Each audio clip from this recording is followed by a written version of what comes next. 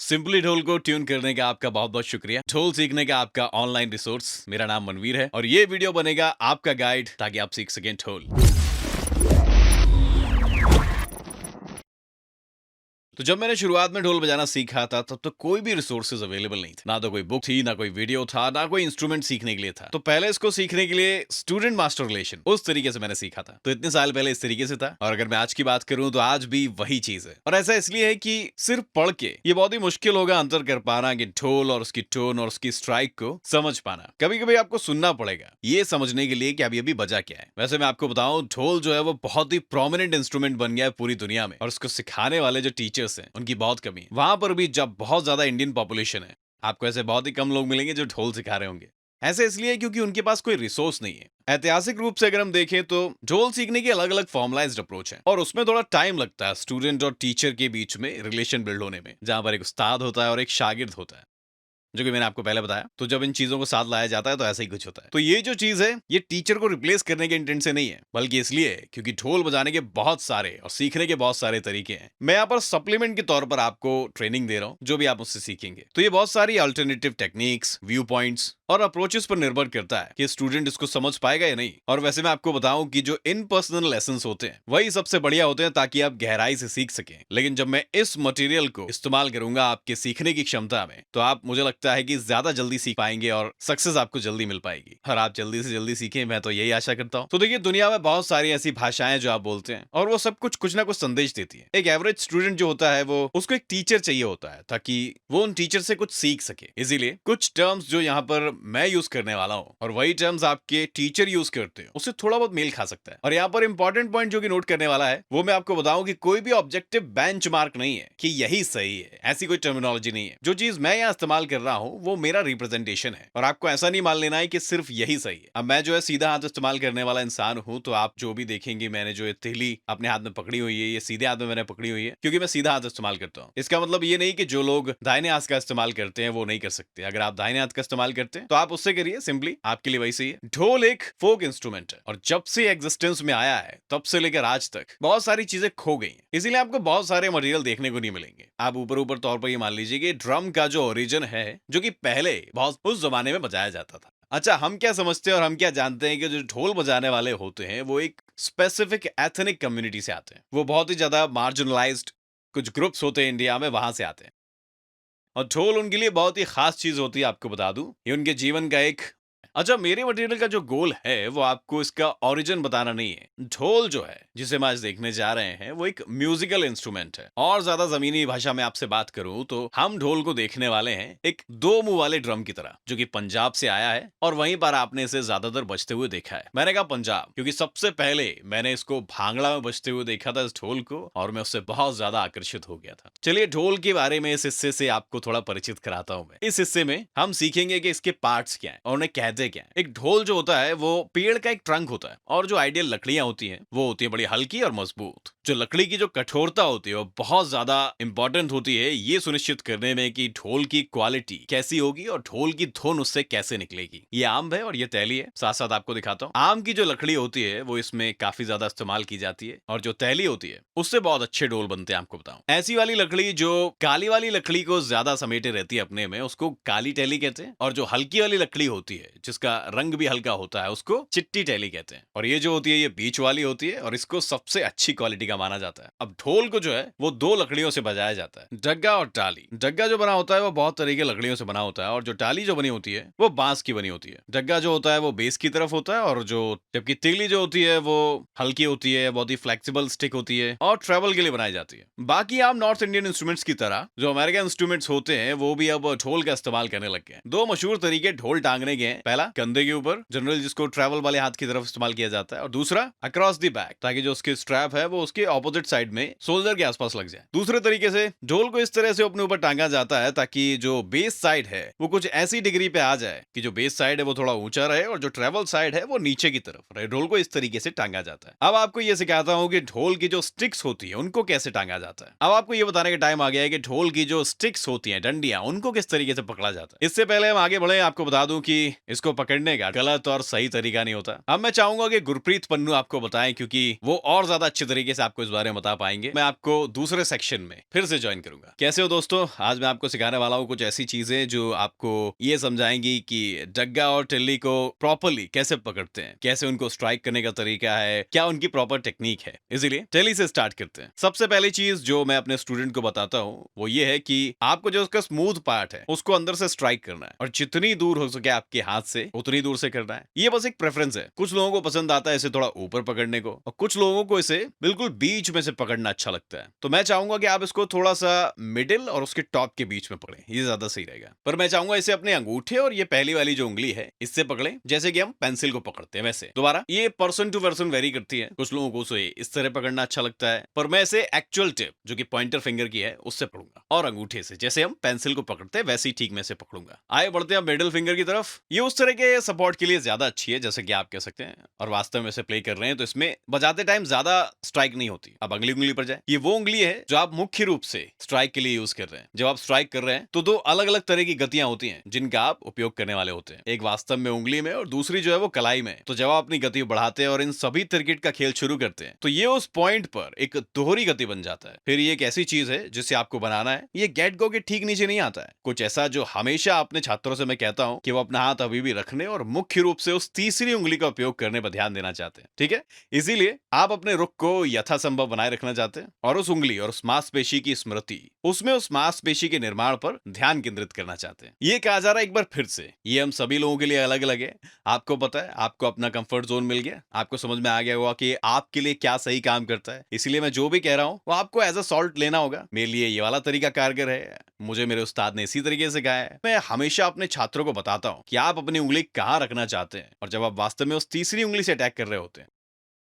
कुछ लोग यहाँ आना पसंद करते हैं, कुछ लोग एक्चुअली में इसे बहुत अंत में पकड़ना पसंद करते हैं। मैं इसे यहीं रखना पसंद करता हूँ और स्किम करता हूँ। आप जानते हैं, आप इसमें बहुत ज्यादा प्रयास नहीं करना चाहते हैं, आप बहुत ज्यादा बल नहीं लगाना चाहते हैं, आप इस बिंदु पर एक थप्पड़ वो वाली गति पैदा नहीं करना चाहते हैं। आप बस इसे एक साफ सुथरी स्ट्राइक रखना चाहते हैं और मेनली ये फोकस करें कि मैं अपनी टिल्ली कैसे पकड़ता हूँ। चलिए डग्गा पर जाते हैं। मैंने मूल रूप से लोगों को इस तरह से पकड़ते हुए देखा है। मैं इसे इस तरह से पकड़ता हूँ। मेरे पास बस एक उंगली है जो वास्तव में इसे ऐसे पकड़े हुए, ये दो उंगलियां बहुत आराम से, और फिर आपके पास अपनी सूचक उंगली और अंगूठे हैं, वो बस ऐसे दूसरी तरफ से टिल्ली को पकड़ लेते हैं। अब आप इसे ढीला रखना चाहते हैं, आप अपनी बाहों को बंद नहीं रखना चाहते, आप अपनी फोर आर्म्स को भी लॉक नहीं रखना चाहते। अब एक्चुअली आपके तनाव का कारण बनने जा रहा है। आप अपने दोनों हाथों को जितना ढीला हो सके उतना ढीला रखें। जैसा कि कहा गया, आपको इसे जितना हो सके उतना ढीला रखना है। ये चीज ऐसी काम करती है और धीरे धीरे आदत में आती है। चलिए अब स्ट्राइक की तरफ बढ़ते हैं। मैं अपने स्टूडेंट्स को जो उदाहरण देता हूं वो डॉग नॉर्म उदाहरण है। फॉर एग्जाम्पल, अगर आप एक डॉग नॉब पकड़े हुए हैं तो आप इस चीज का जो यूज है वो स्ट्राइक के लिए करना चाहते हैं। आमतौर पर मैं बिल्कुल नए ढोल खिलाड़ियों के बीच में देखता हूं कि वो गति का उपयोग करना पसंद करते हैं। आप इसे कलाई में और इस मोड़ गति को यहीं रखने की कोशिश करना चाहते हैं। तो ये ऐसा कुछ है जिस पर आप ध्यान केंद्रित करना चाहते हैं। एक बार जब आप उन मूल सिद्धांतों को प्राप्त कर लेते हैं तो आप बीट्स पर चलना शुरू कर देते हैं। वास्तव में आपकी तकनीक पर काम करने के लिए बहुत अच्छी प्रैक्टिस है ये। और ग्रिप जो बजा रहे हैं वो है ना गे गे ना गे गे ना गे गे ना। आप जानते हैं, ये वो चीज है जिसका उपयोग आप गति, मात्रा, तकनीक के लिए कर सकते हैं और ये वार्मिंग के लिए बहुत अच्छा व्यायाम है। मैं अभी आपको दिखाऊंगा कैसे।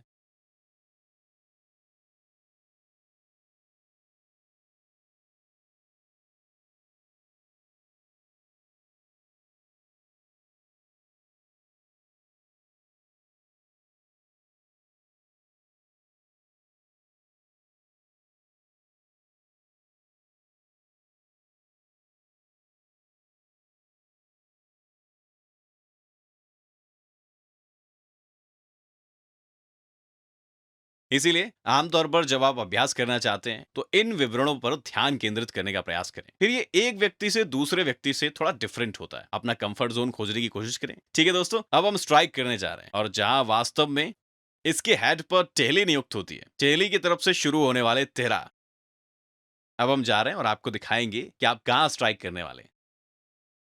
टिपिकली जब आप स्ट्राइक करना चाहते हैं तो आप टिली के सतह क्षेत्र के इस हिस्से का उपयोग करना चाहते हैं। फिर ये स्थिति की स्थिति को बदलता है। अगर आप वॉल्यूम उत्पन्न करने की कोशिश कर रहे हैं तो जाहिर है कि जितना ज्यादा सतह क्षेत्र आप उपयोग कर रहे हैं उतना ज्यादा वॉल्यूम होने वाला है। जाहिर है कि एक गायक के साथ प्ले करने के दौरान आप उस पर हावी नहीं होना चाहते।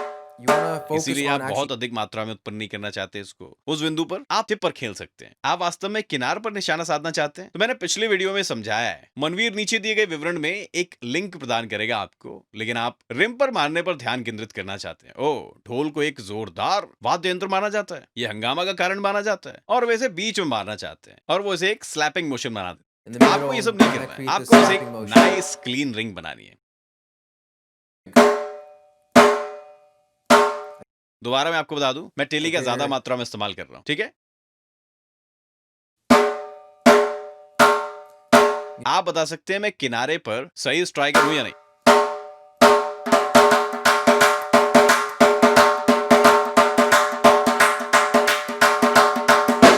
अब डग्गा की तरफ बढ़ते हैं। इसके लिए एक बार फिर से आप बीच में जितना संभव हो उतनी स्ट्राइक करना चाहते हैं। आप एक अच्छी साफ स्ट्राइक करना चाहते हैं। फिर से डार्क नोब की गति को बनाए रखने की कोशिश करें।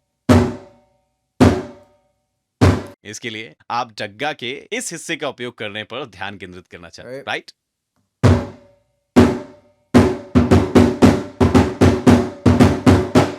ठीक है, तो जब आप इसे बजा रहे हैं तो गलत धारणा यह है कि आप वास्तव में जब ये बंद है तो इसे अच्छी तरह से बजाने के लिए Like this. डग्गा के इस हिस्से का यूज करने की कोशिश करना चाहते हैं। बहुत सारे लोग इस तरह से हिट हुए, ये गलत है। आप वास्तव में टिप का उपयोग करना चाहते हैं। अब आप सावधान हो गए, आप इसे बहुत ज्यादा नहीं कर सकते। जहां आप ड्रम के सिर को पंक्चर करने जा रहे हैं तो फिर आप इसका उपयोग करना चाहते हैं,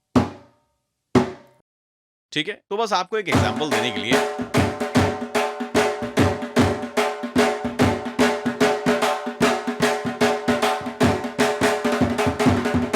एक इंडियन परक्यूशनिस्ट आमतौर पर एक वोकैबुलरी यूज करते हैं, सिलेबल्स जिसे हम कहते हैं, उसका यूज करते हैं। ये शब्द का उद्देश्य ड्रम से आने वाली ध्वनियों की नकल करना है और हर स्ट्रोक या स्ट्रोक के संयोजन में अपना शब्द या शब्द का सेट होता है। अगर हम वर्णमाला के रूप में देखें तो ये बहुत संभव है इनको समझना और देखना। ये शब्द एक ऐसी पहली चीज होते हैं जिस अब यहाँ पर दो जनरल क्वालिटीज हैं। एक है नॉन रेजोनेंट स्ट्रोक, जो कि आपको क्लोज्ड की तरह दिखाई गई, बंद की तरह, और दूसरी है स्ट्रोक रेजोनेंट, जिसे हम ओपन के नाम से जानते हैं। बोल जानते हैं आप? बोल क्या होते हैं? इंडियन सिस्टम होते हैं निमोनिक्स के। ये हिंदी के शब्द बोल से लिए गया है, जिसका मतलब होता है टू स्पीक। बोल इस्तेमाल करेंगे वो कुछ इस तरह है। ये एक खुली बेस स्ट्राइक है, के एक बंद बेस स्ट्राइक है, ना एक ट्रेबल स्ट्राइक है, था एक कॉम्बिनेशन है ओपन और ट्रेबल का स्ट्राइक का, थिन एक कॉम्बिनेशन है क्लोज बेस स्ट्राइक का और ट्रेबल स्ट्राइक का। और भी बहुत सी ऐसी नोट्स हैं जो कि हम कवर करने वाले हैं, पर अभी जो आपको जरूरत पड़ने वाली है वो सिर्फ यही है। इस सेक्शन में हम बहुत सारे ऐसे तरीके देखेंगे जो कि स्टिक को स्ट्राइक करने के काम में आती है। अब जो स्टिक का मोशन है ना, ये एक बहुत ही बड़ा सीक्रेट है डायनेमिक प्लेइंग के लिए। आइए इस मोशन पर एक नजर डालते हैं। पहला जो मोशन है जिस पर मैं चर्चा करना चाहूंगा वो है टैप स्ट्रोक। टैप स्ट्रोक का मतलब होता है कि लो वॉल्यूम्स पर प्ले करना। आप लो से शुरुआत करते हैं, लो पे खत्म करते हैं। दूसरी जो स्ट्राइक है वो है फुल स्ट्रोक, जो टैप स्ट्रोक से बिल्कुल अपोजिट है। इसका मतलब है लाउड वॉल्यूम्स पर स्ट्राइक करना, और इस स्ट्राइक को पाने का तरीका ड्रम से बहुत दूर से शुरू होकर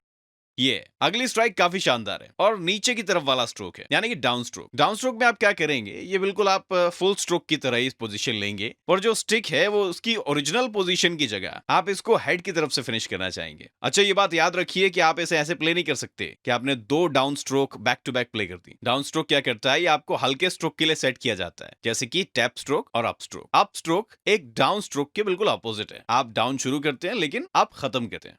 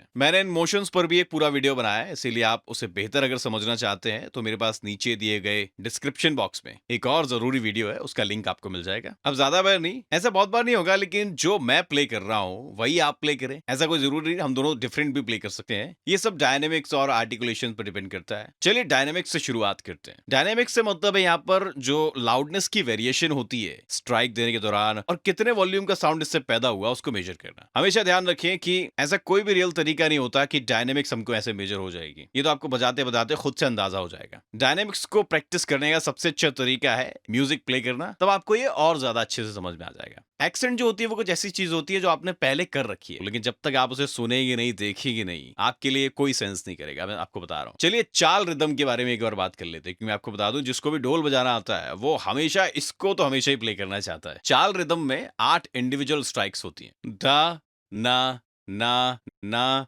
ना धा धा ना। अगर इसमें ऊपर ऊपर से देखिए तो ये काफी मोनोटोन सा समझ में आ रहा है हमको। दा दा दा ना ना ना दा दा ना से लेकर दा न ना न ना द ना न दा न ना न ना द दा न। आपको ये देखना पड़ेगा कि कौन से मोशन स्टिक पर अप्लाई हो रहे हैं, उस पर गौर करना पड़ेगा। सबसे पहली चीज जो आपको सीखनी है कि आपको ये समझ में आ जाए कि आपको ट्रेवल साइड कैसे स्ट्राइक करनी है। प्रत्येक ना जो होता है वो डाउन स्ट्रोक या अप स्ट्रोक के बीच ऑप्शनल होता है।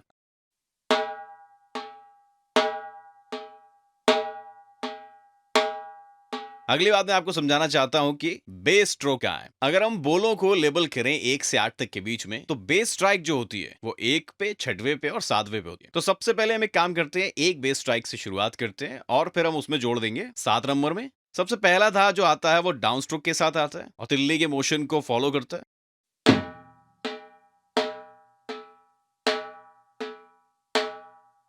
दा जो कि 7वें नंबर पे आया था वो भी डाउन स्ट्रोक ही होता है। ये जैसा मैंने समझाया वैसा यहां पर मैं आपको और बता रहा हूं।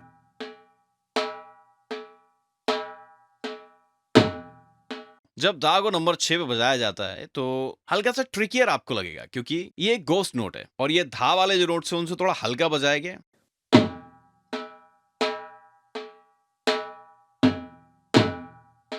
अब जो आपको समझ में आ गया है कि रिदम को कैसे प्ले करते हैं, आपको इस रिदम को ऑडियंस को सुनाना है इससे पहले कि आपके अंदर आए, थोड़ा बजा के। सबसे ज्यादा थोड़ा जो प्ले होता है वो होता है धिन गे ना धिन गे ना धिन। अब यहाँ पर नाम केवल नए बोल्स ऐड कर रहे हैं, बल्कि कुछ नए मोशंस भी ऐड कर रहे हैं। इस थोड़ा को बजाते समय हर एक इंडिविजुअल बोल का मोशन आपको समझना पड़ेगा। यहाँ पर जो थिन्स है वो डाउन स्ट्रोक में, गेज जो है वो टैप स्ट्रोक में और नास जो है उन्हें अप स्ट्रोक की तरह प्ले किया गया है। जब आपने थोड़ा को बजाना एक बार स्टार्ट कर दिया और जैसे ही ना बजता है वो आखिरी वाले धिन को फॉलो करता है, ताकि पूरी जो 8 बीट है वो कंप्लीट हो जाए। तो ये बिल्कुल एकदम से रिदम बन जाती है जो कि आपको एकदम ट्रांजिशन जैसी लगती है और कभी भी टूटती नहीं है। तो मैं आपको बताऊंगा कि कैसे इस थोड़ा को प्ले किया जाता है और इसे सीक्वेंस में कैसे प्ले किया जाता है।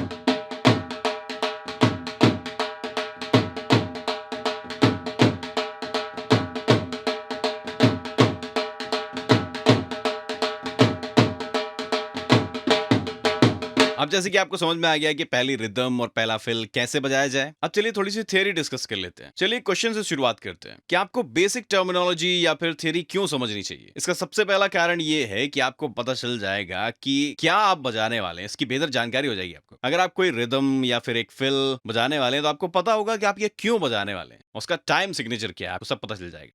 दूसरा, आप जो आपके आसपास जो म्यूजिशियंस हैं उनसे अच्छे से आप संवाद कर पाएंगे। और आखिरी, इससे आपको बिल्कुल समझ में आ जाएगा कि ये आपकी जो स्पीड है आपकी प्रोग्रेस की, उसको बढ़ाएगा। क्वेश्चन, बार क्या है और ये क्या दर्शाता है? बार जो है वो टाइम को आंकता है। 1 2 3 4। हर बार जो 4 काउंट होता है उसका मतलब होता है एक मेजर। अब ये बहुत सारे टाइम सिग्नेचर के साथ चेंज हो सकता है, लेकिन अभी के लिए हम सिर्फ बेसिक सीख रहे हैं। ज्यादातर जो म्यूजिक होते हैं वो 4/4 पे प्ले होते हैं और उनको कॉमन टाइम कहा जाता है। बहुत से ज्यादा मटेरियल जो आप इस चैनल पर सीखेंगे वो कॉमन टाइम पर ही है, और बहुत सारा जो मॉडर्न और वेस्टर्न म्यूजिक है वो भी कॉमन टाइम पर ही है। चलिए अब टेम्पो की बात कर लेते हैं। टेम्पो म्यूजिक का वो पीस होता है जो कि बताता है कि क्या गति होनी चाहिए जब ये बजा। ये बीपीएम यानी कि बीट्स पर मिनट पे मेजर किया जाता है। बीट खुद में एक पीस का टाइम सिग्नेचर है, उसको डिटरमाइन करता है कि टेम्पो भी फास्ट है।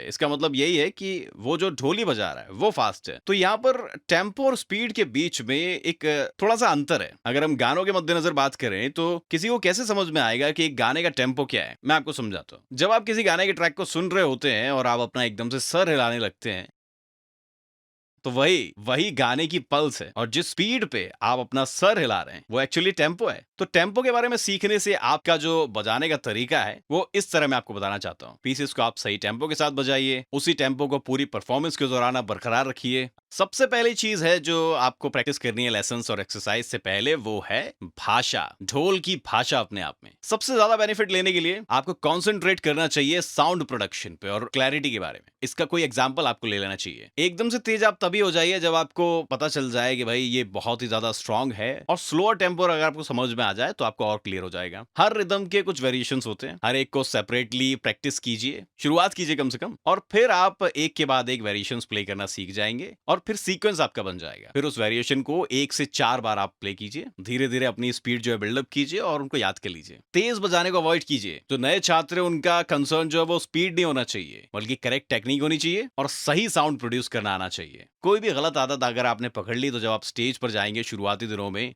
और चाल रिदम के बारे में भी काफी कुछ बता दिया है। हालांकि अभी बहुत सारी जानकारी इसमें बाकी है, लेकिन वो मैं आपको बाद में भी दे सकता हूँ। ये जो सब्जेक्ट है वो सबके लिए चर्चा के लिए नहीं बनाया गया है, बल्कि इसके वजह है कि लंबी यात्रा में आपके पहले कदम के लिए, आपके लिए अगली जो बात है वो प्रैक्टिस है। एक मेट्रोनोम के बिना एक मेट्रोनोम के लिए प्रैक्टिस करने की कोशिश करें, रिकॉर्ड किए गए संगीत का अभ्यास करें, और सब्जेक्ट पर अपने दृष्टिकोण को व्यापक बनाने के लिए कुछ भी करें। प्रैक्टिस और एक्सपीरियंस का कोई विकल्प नहीं होता, इसीलिए बिजी रहें, और मुझे आशा है कि आप इस इंस्ट्रूमेंट में बहुत प्रोग्रेस करेंगे। थैंक यू दोस्तों, इसे देखने के लिए। मिलते हैं अगले लेसन्स में।